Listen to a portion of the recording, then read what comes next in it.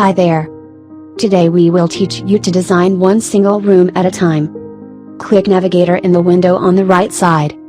Select one single room.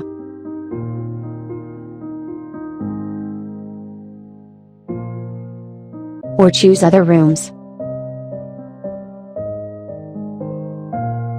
You can click to display all rooms. Back to the entire floor plan.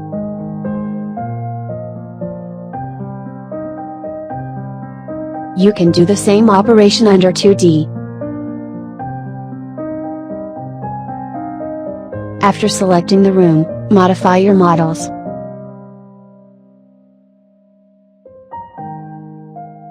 That's all for today.